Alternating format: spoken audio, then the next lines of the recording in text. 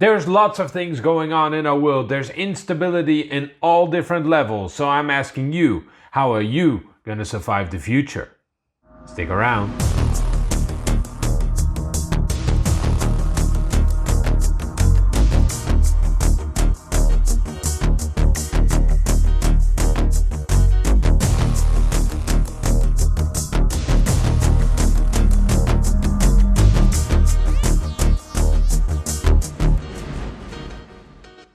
Hello everybody and welcome back. We got another great episode for you tonight. It's a short but sweet one, but I did my best to scramble something together, and that is only because we are coming up with a lot of new stuff and a lot of great things. So yeah, I'm very excited for what's about to come. Unfortunately, it does take away some of the manpower for an episode like this. So this is a bit of a shorter one, but I made sure that there's not any less information in it or any less good stuff. So I hope you like it. And with that said, let's get into how we're gonna survive the future. And I put a short presentation up for you. So let's have a look.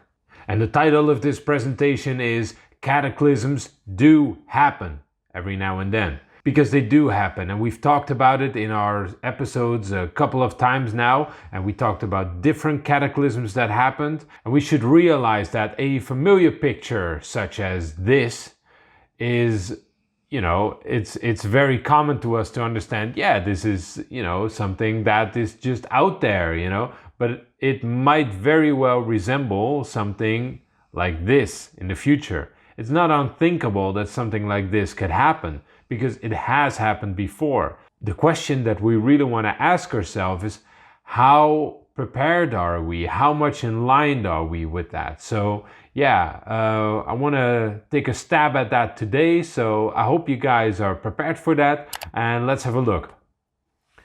So first of all, we talked about cataclysms before in our episodes a couple of times. Last episode, for instance, there is a link somewhere up there, high up there, and we talked about how there was a volcanic winter, and the current date of it, or the established paradigm date of it, is around 536 AD. And we talked about that it definitely impacted China, it definitely impacted the Arabian world, it impacted the European world, and possibly it also impacted the Mayan world and a whole bunch of other places around the world. So there was a volcanic winter that most likely ended the Roman era.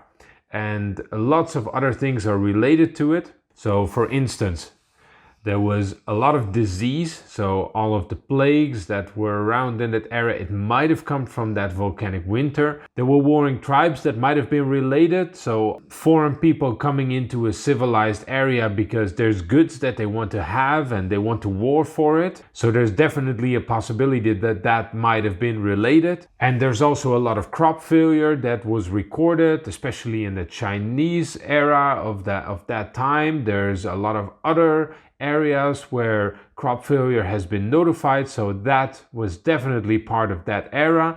And then there's destruction of urban areas, such as in the Roman Empire, in the Byzantine Empire, and lots of other places where all of a sudden there's a sudden destruction of urban areas. So people that live in residential buildings, all of a sudden they leave their house and they go somewhere else, and their house gets destroyed after they leave, or perhaps it gets destroyed when they're leaving. And then there's also evidence, and we talked about this on flooding events such as the Byzantine Empire. There's definitely flood deposits, at least local flood deposits, a tsunami here or there. So it's definitely possible for natural cataclysms to have an impact. So we don't know exactly what it looks like, because in recent history you haven't lived through one of them. But we have had an account of, for instance, in the Ura Linda book. So people who like to watch our channel regularly, they know about the Ura Linda book, and they know that at least 2 cataclysms have been described in the Ura Linda book. There's one of them which I date around 56,000 BC. Don't pin me on that, it could be a different date, but yeah, just to have a ballpark area, that could definitely be a date. And so if we look on what that looked like, of how it's been described, there's definitely flooding, there's wildfire. So people in California could relate right now. Imagine if you live in a forested area and it's all been destroyed by wildfire. So all of your forest, all of your foliage, everything that you're relying on, it's gone. And then we know that other people came in. It's described in the Ura Linda book that the Finda people came in and they just settled at all the areas where the wildfires were. So there's a destruction of a civilization. There's the Fryan culture, or as someone in the comments recently called it, the Fryan Confederation. I like that term. It's interesting. But yeah, it's got destroyed. It's completely gone, and we should think about that. There's a displacement of people happening. If an entire civilization gets destroyed, then where do all the people go? Well, it's a very good question, and we should definitely take that into account when we look towards the future. Now, there's one more cataclysm that I want to talk about, and that has been recently proposed by a lot of people talking about this, and that is the Younger Dryas flood of 10,000 BC, around-ish. Some things that define the Younger Dryas flood is, of course, it's massive flooding. I mean, for those of you guys who follow Randall Carlson, he has some amazing pictures of what you can see, what the actual flooding does in the landscape. It's just an entire destruction. It's like an eraser going through the landscape, destroying everything in its wake. So it's very interesting, massive flooding. There's definitely evidence for that. So for those of you who think Noah's flood couldn't be true, well, look into Randall Carlson's work. Possibly related to it might be a comet impact that could have destroyed the ice caps, which made them melt, which then caused the flooding, which then changed the entire atmosphere that we might have been in, possibly destroying all the megafauna around the world. Who knows how many civilizations that there could have been before that. There is also a possibility that it could have been a coronal mass ejection from the sun.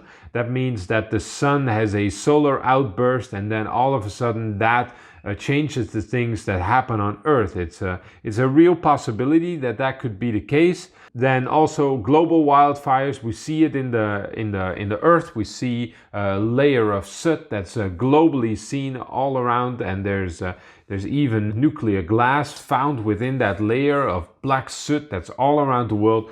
It's a very possibility that there might have been something going on more than just a fire, but definitely the world was burning and flooding at the same time.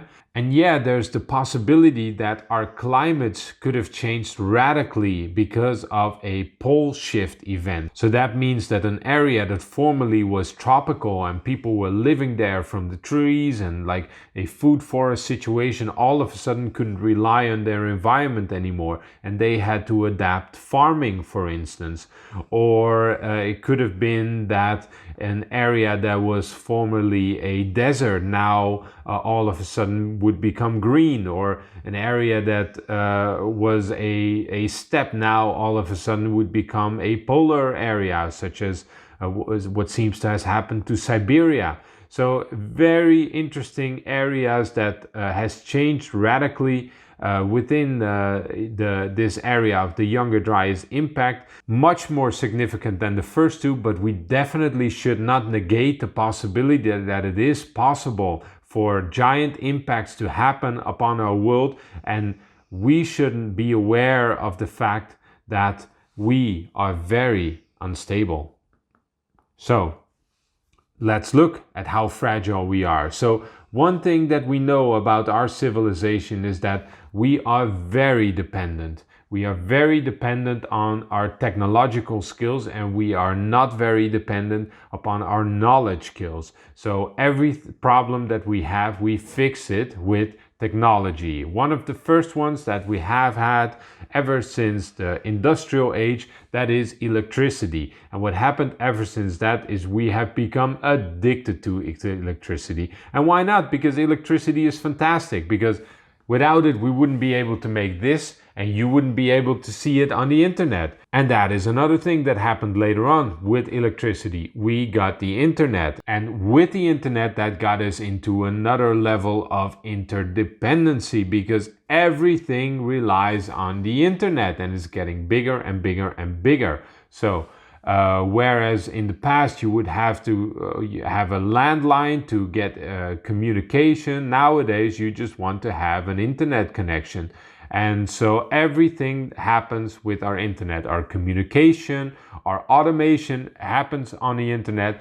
Even currencies. If you're not able to check your banking accounts anymore, then you don't know how much money you have. And that does not only count for Bitcoin, it just counts for all of your currency. All of the records are digital right now.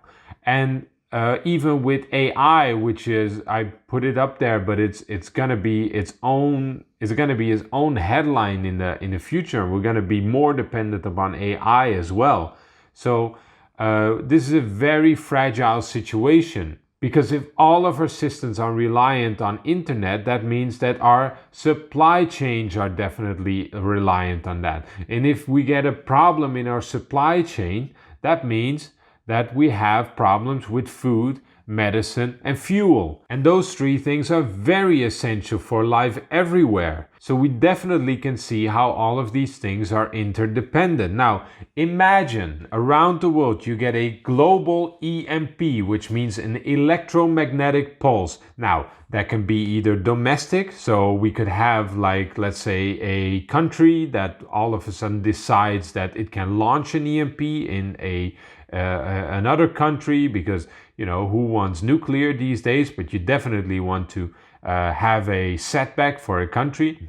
But it could also happen naturally. For instance, it could happen that the sun, for instance, could generate an EMP. It has that capability, and we know that it's possible for it to generate an EMP. Or perhaps some other cosmic entity could launch an EMP because they think, well, maybe these guys are too technologically advanced for their interest.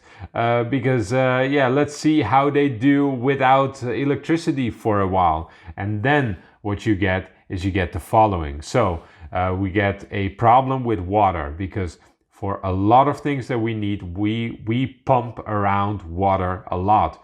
Not only do we pump it around, we also purify it. And for that, we're very reliant upon electricity. And if we cannot get water around anymore, then there's some areas that definitely are going to have problems, because, let's think of Las Vegas, for instance, or Dubai, and let's imagine what happens if these areas are not going to get water anymore. Then what's going to happen to these areas? So no water, no power. Okay, there you are in Las Vegas. What are you going to do?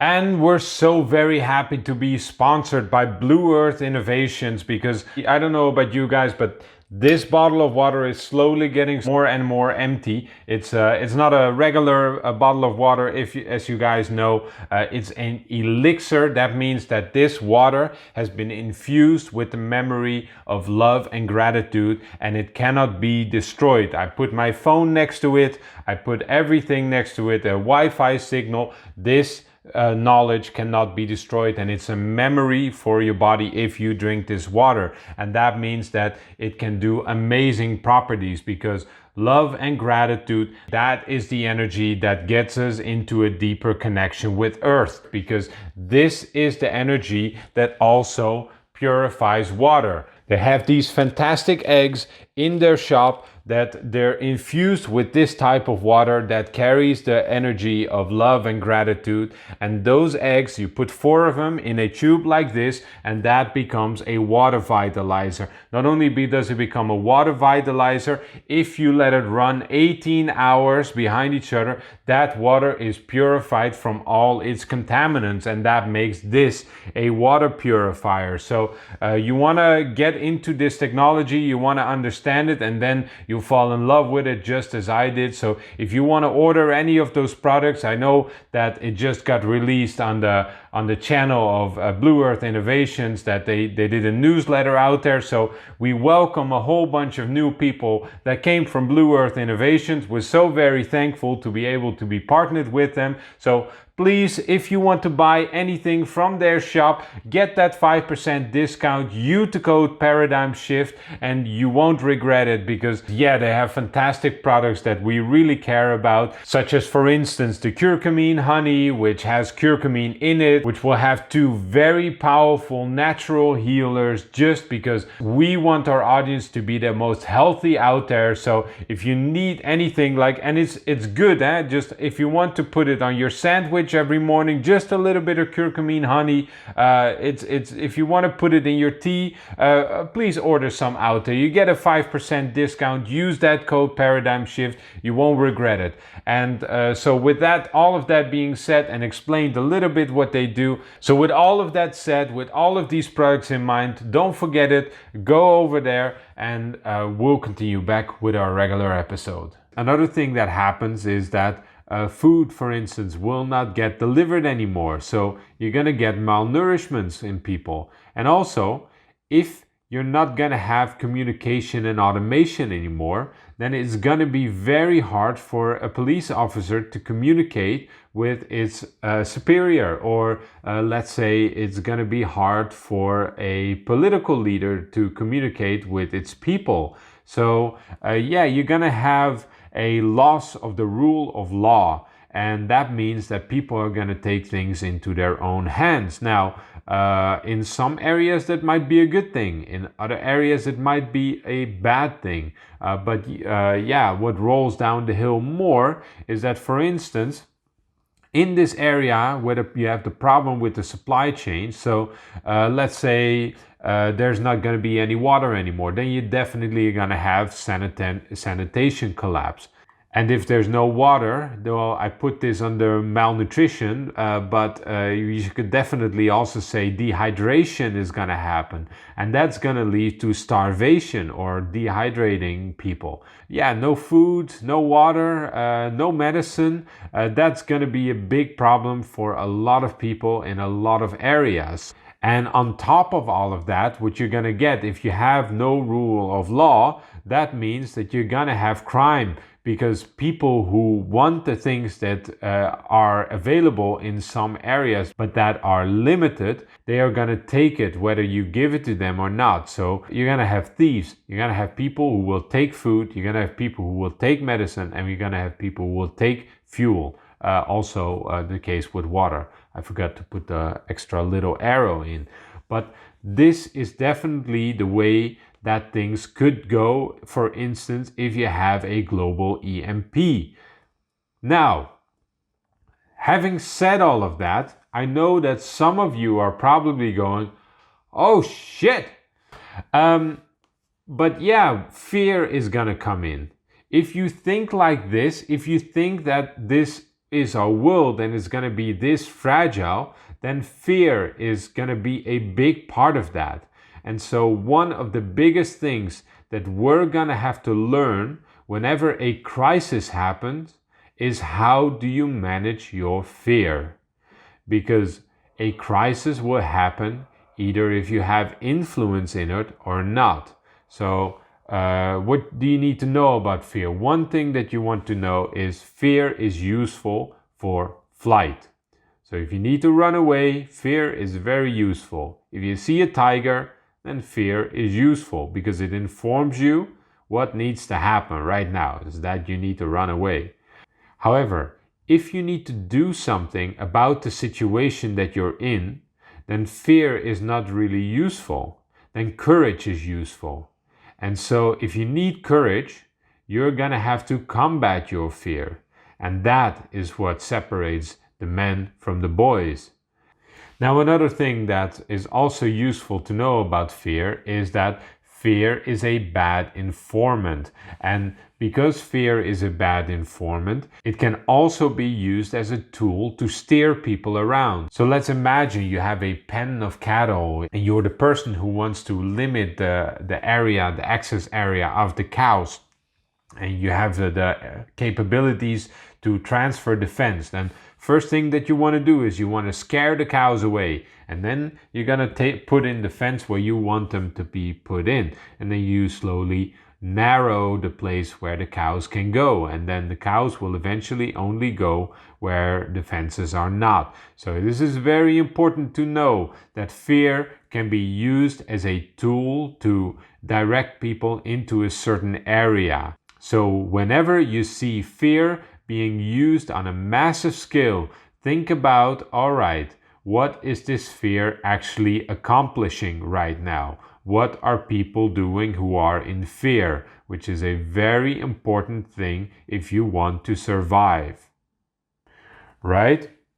Lastly, fear shuts down your inner compass. So if you let fear take over, it is very difficult for you to get in contact with your own intuition, your own inner compass. Now, there might be people out there who might be saying, well, what is my inner compass? I have no idea what my inner compass is. I just let myself be ruled by whatever comes on my plate from day to day. Well, that could be a way to live.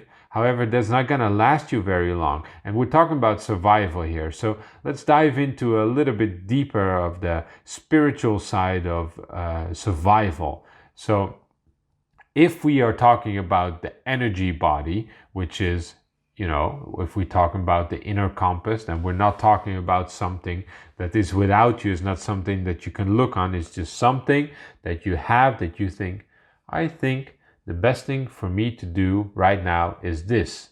And that can be equated to creativity and can be equated to something that is just like an inner voice or something that you need to do.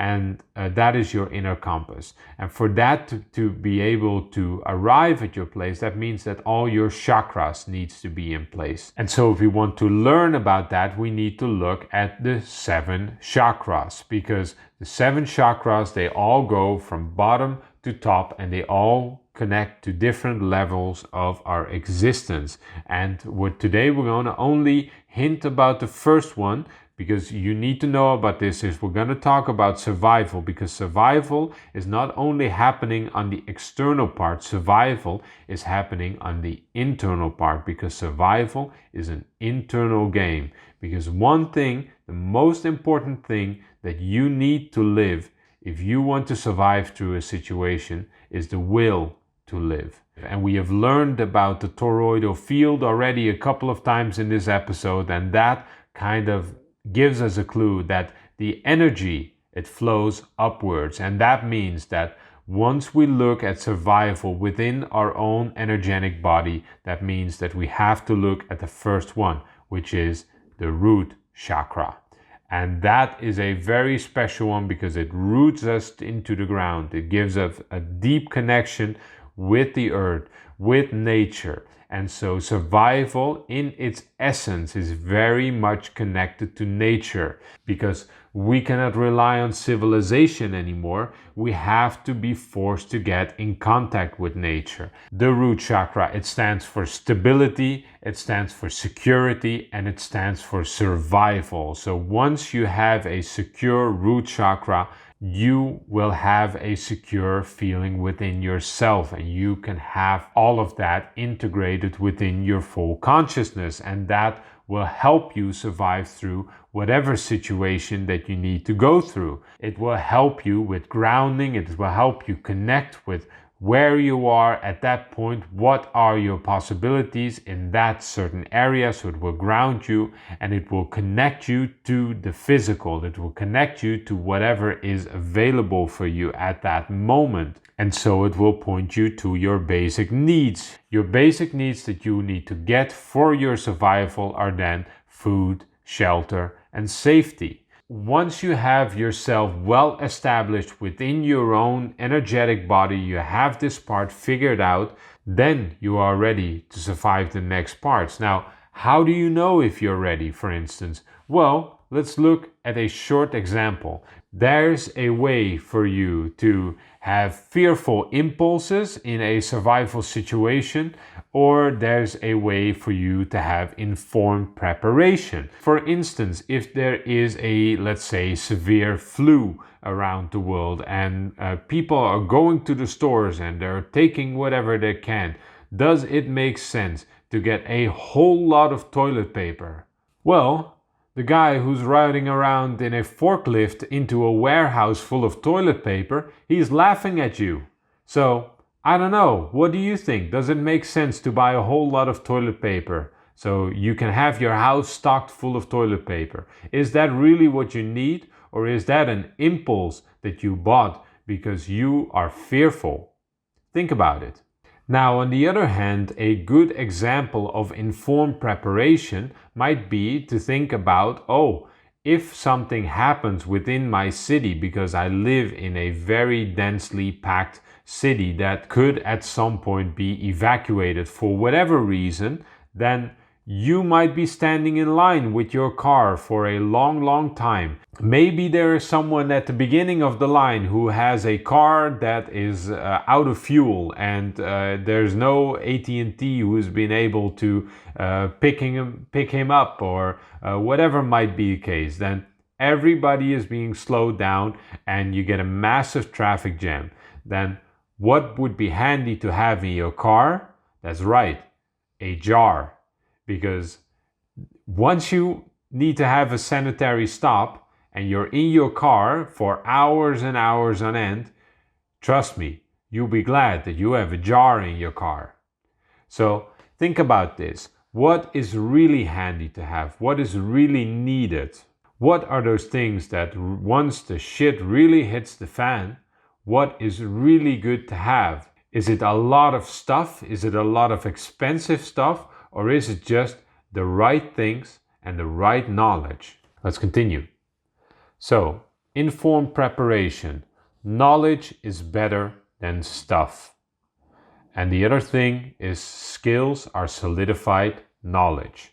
So, with those two lines, you have a good idea of what you should focus on. Now, focus on what you do best. These are definitely two lines that will gonna come in handy if you want to prepare for anything that you want. So read books about the information that you want to have and learn the things that you really want to know. So for instance, if you don't want to be reliant upon anyone else, it might be a handy thing to be able to be a metal worker, for instance, or a blacksmith, or perhaps you're able to knit. So you don't have to be dependent on where your clothes come from. Or perhaps you're able to process a certain food in a kind of way, or to garden, or whatever. Make sure that you have some skills that are useful. And the other thing is, be aware of your surroundings. So inform yourself on your surroundings. Have knowledge on your surroundings. For instance, where does your water come from? Is there a natural, clean source of water available in your area? And if it's not clean, know how you can sterilize it, how you can make sure that it's drinkable. It might be that you're close to the ocean, for instance. Well, then it might be a very good idea to have a water still. So once you're able to have a water still, you're able to make ocean water into sweet water once you have enough fuel. So you need fuel for that as well. Now, if you're in an area that doesn't get a lot of rain, then you want to make sure that you're capable of having a lot of rain catchment, and also make sure that algae don't grow in whatever you catch.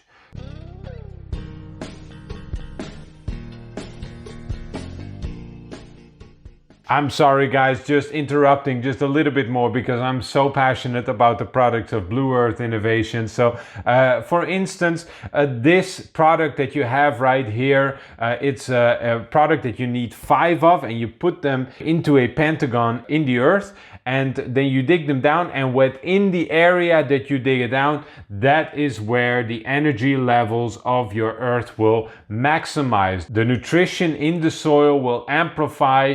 The minerals in the soil, they will stay consistently. They have done tests, we have shown it in the program. This is a product that you really want to have if you're a home gardener. If you want to have vitalized food, if you want to have food that nourishes you to the deepest level, then you want to have this in your garden. And another product that I really like, if you don't want to have a bottle of water standing on your counter, or if you think those little eggs they're a little bit too small for me and you want to have an altar or something like that, then please have a look at these Blue Earth Energy eggs. They look fantastic. They're handmade. They're made out of ceramics, and they're a beautiful ostrich egg filled with this fantastic beautiful water. So if you want to have something that resonates in a deeply energetic area in your house, then consider one of these eggs and put it on the shelf of the chimney somewhere, or put it somewhere else, a little altar or something like that. You won't regret it. It's a fantastic, beautiful thing. Use the code Paradigm Shift. You get a 5% discount on their entire shop. So if you're interested in buying anything like that, you want to make sure that you use that code Paradigm Shift at checkout. You want to let them know who sent you, and then you're not only supporting yourself by getting fantastic products that will benefit you in the long run, you're also supporting a fantastic company that makes wonderful products, and you're also supporting the show. So you get a threefold benefit by doing this great deed, so your money will be triple worth the money that you spend it. So please keep that into account. With that being said, let's continue back to the regular episode. So all of this is very important. Think about it. Think about in your area. Have this as a mental exercise, not from fear. Just think about it. Actually, what is my particular situation? How would I handle something like this? I got another topic for you.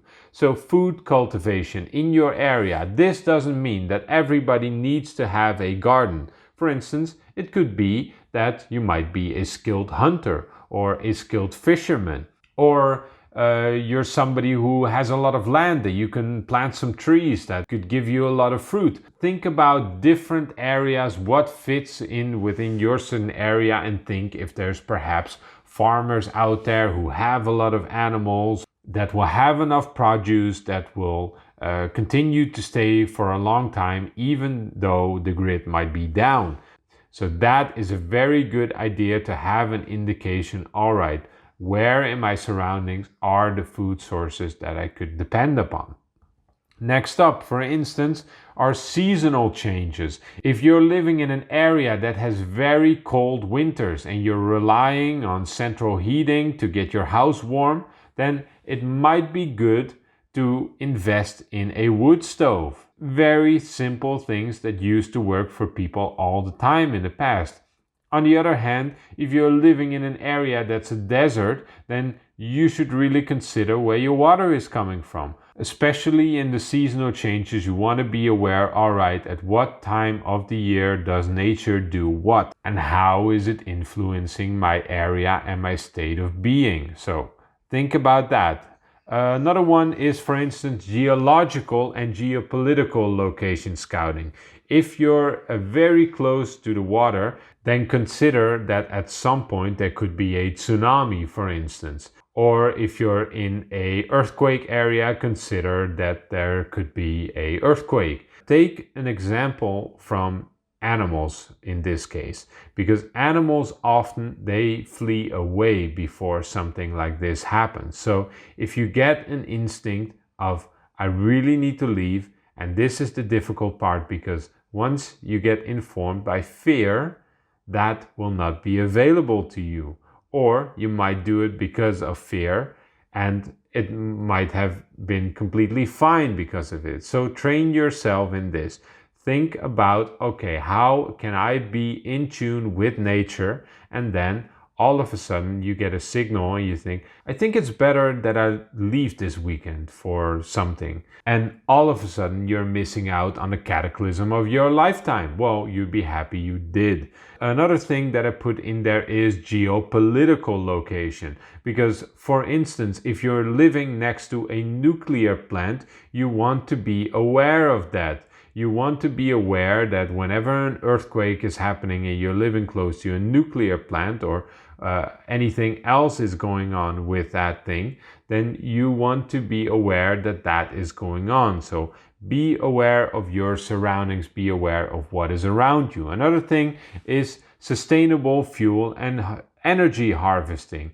If you have an area of a lot of forest, then you want to be able that forest provides you with a lot of fuel, that at least you can have a year of fuel, that if you need some more fuel, that you can start cutting it down in that time when you really need it. If you have, for instance, solar panels and you have solar panels on your roof, you might think that you're self-sustaining. Well, most houses that have that are not. Most houses are still within the system because they're feeding their energy back into the grid and they're getting paid for it. So you need a battery to store up that energy if you want to be self-sufficient, and that needs to be a different system than your grid system. So you want to think about this very carefully. You want to think about, how sustainable am I really? Is my sustainability only a label that I put on my society so I can say to people, yeah, I'm doing sustainable things?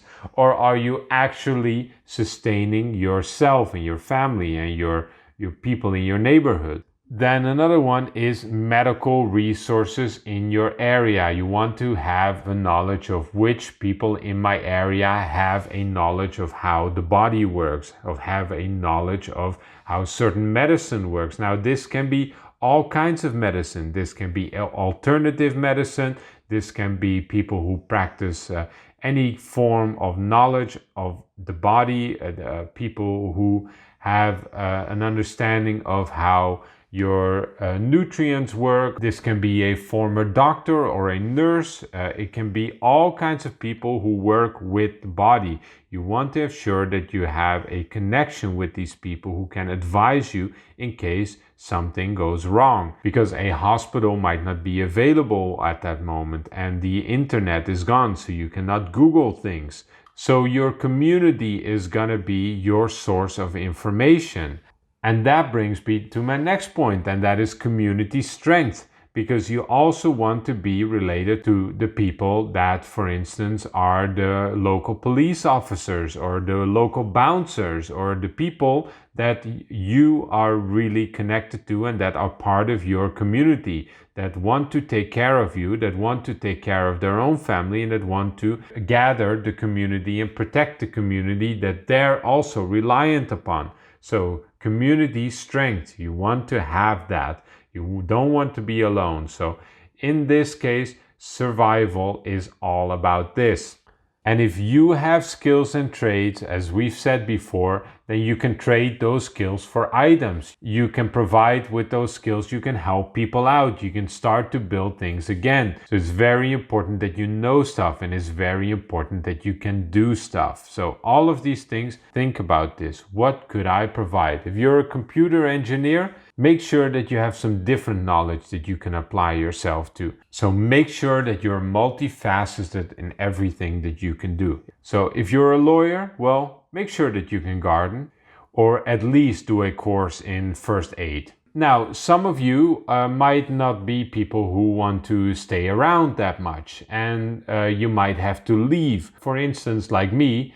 So for those of you who have been following the show, I've showed you my caravan and I showed you my shipping container, and I'm gonna be transporting myself for a while. And not only that, I'm gonna be transporting myself into a rural area that is gonna be close to perhaps a wilderness area, and I'm gonna travel there. And so, for instance, what happens if I get stopped somewhere down on the road and I crash down with my car? Well, I have a medical aid kit within my car, So I recommend that you have one as well. But also with my medical aid kit, I also have a survival kit. And I put this together on the advice of Les Stroud, and so I'm gonna show you today what is in it. So let's open this up, right? So first of all, this bag that you see right here, it's waterproof. So this thing, if you roll it up and you click it, this is watertight. So that means that anything that you put in here, it's watertight, which is very handy to have in a survival situation. So if you can only save one thing from the car, it would be this. Now, inside of here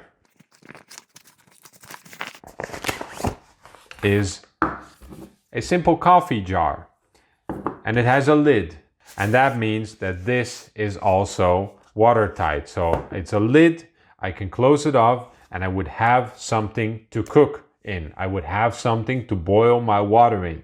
So very good to have a container with you in a survival situation. Now within this, I have a bandana, and I have this bandana into a net. So it's a small net, but it's very handy, for instance, if you want to go fishing, or perhaps if you need to catch something, or perhaps if you have food and you're in a wilderness area, you don't want to leave your food on you. You can hang it in a tree, for instance, which would be very useful for you to have. So that's why I put a net in there, and the bandana is also very handy. If you're hot or anything like that, you can try to prevent yourself from burning. If you're cold, you can dip it in water and you can put it around your neck so you can cool down your corroded arteries. Also, there's a possibility to make char cloth with it. So if you lock it up into a container, you heat up the container, and then what you get out is you get char cloth. Now, if you leave a little spark, if you strike a little spark on char cloth, you will have instant fire. So very good to have a bandana with you. Also, by the way, what is good for if you can do flint knapping, for instance. If you have a piece of glass or a piece of fire, flint, or whatever, you can make arrows. So good to have a bandana with you. Next up, I have it's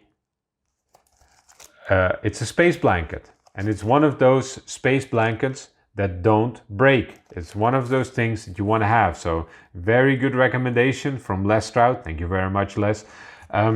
This is a very handy thing. For instance, if you want to signal, if you want to have people get notified, like maybe a helicopter flying over, something like that, then at least it catches their attention. Also, what it does, it can insulate. So if you're on the verge of hypothermia, you want to have this around. And it can create a waterproof shelter for yourself. So very good to have that as well. Now within there, I always have a lighter because it's good to have a fire steel, but it's also good to have a lighter. So yeah, I have my fire steel here, so let me show you.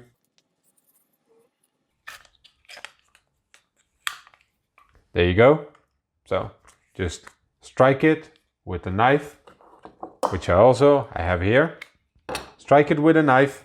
Also, it can get wet if it needs to, and then it will still work. So very important, fire steel. Now, a knife, this is not the sturdiest knife, but it is a good knife. It has a way to lock itself, which makes it a compact knife. It's a good knife, it's a strong knife, it's good steel, it's a carbonate steel, and it's mostly used for carving things, but it can definitely also be used for skinning. It can be used for all kinds of different purposes. So that is why I'm taking this knife with me, and it's very, very safe, very good to handle. Next up, I have a little bit of tinder right here, not the app. It's just some cotton wool. It's good for if I want to strike a fire, or perhaps have some char cloth or so on it, or maybe something like that. I have this wool that I can pluck apart, this cotton wool, and that can then strike on into another fire. And then on the other side, I have some needles that I can use with this thread. And this thread is interesting because this is one of the polyester threads. Let's see if I can get, here's the beginning. And this is so strong that, and this is so strong that I almost cannot break it with my hands. It's very, very strong, and it's very, very good to have. I can use it as fishing line or anything else. So I definitely recommend having this polyester yarn with you in your survival kit. Then next up, I have, oh, this is a little bit peculiar. I have a condom, but yeah, it's a condom is not for having sexy time in the wood. If you're in your survival area and yeah, you see a lovely lady and you think, oh, I only wish I had a condom. No, this is, for instance, it's a very good water bladder, for instance, if you need one, or it's a very light and small, and it's a very good container for something like that. So a good thing to have with you, very useful. Then next up, Les always recommends to have an orange garbage bag. I don't have an orange garbage bag. I have a blue garbage bag. I know orange would be better because you can signal it, except I already have my red bandana, which is good for signaling with. I also have my space blanket, good for signaling. The reason why I don't have an orange one is because I don't know what's happening with you guys in your area, but the garbage bags that we get in this area are getting flimsier and more problematic by the minute. The strong ones, I don't know what they're doing with it, but we're losing them here. So I really wanted to get a strong, sturdy garbage bag. And so the best one that I could find is a blue one, which will definitely keep me dry if it needs to. And it can definitely, it will not ripple in if I cut it up, and it will blow in the wind. It will stay strong. So yeah, I'm taking this blue one, and I'm relying on it that I can still signal without it being orange. So there's my garbage bag. And lastly, what I always have in it is a little bit of steel wire. So this is just something I added myself. I haven't put any fishing hooks in there yet, but I could fashion some with these. This could also be used as a snare to catch a rabbit or some other critters. So yeah, those are basically the stuff that I have in my little survival kit, and that would last me for the road. So I hope you liked this episode, and I hope you're inspired a little bit just to think about, okay, what in my situations could I do? How could I prepare myself for the rest of how could I prepare myself for a calamity that I did not expect to happen, but I foresaw that I could prepare for it at some point, either by having some skills, either by knowing how to use any of these skills, or either by stocking up the right stuff without being in fear, and just by being head smart, and just by being in contact with your brain and your heart at the same time. those things are going to be very important. So I hope that with that being said, you guys enjoyed this episode. It was a little bit of a different one, but yeah, lots of interesting stuff coming up on the channel. So please, if you guys like it, give it a like. Hit that subscribe button. We really want to get to 1,000 subscribers because yeah, let's get this channel self-sustaining as well. Also, please don't forget to visit our sponsors, organicas-cbd.com, for all of your CBD products that you want to have for all the problems that you need. For instance, you can have some CBD in your medicine cabinet. So you want to get some CBD oil for just any calamities as such. And also, if you need any water purification, then you want to go to blueearthinnovations.com and you want to order one of these fantastic water purifiers that will definitely get you clean and healthy water without any pollutants, without any chemicals in it, without any microplastics or any eternal chemicals. So you want to get one of these, or if you want to get any of their other products, they're fantastic eggs, they're fantastic honey products that they combined with the curcumine. Please go check it out. Use the code ParadigmShift. And with that being said, we'll see you next time, next week. Bye-bye.